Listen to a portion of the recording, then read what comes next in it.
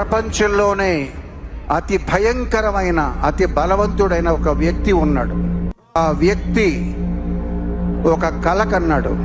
అతని ఆలోచన ఒక విలయం, అతని స్వప్నం ఒక ప్రళయం.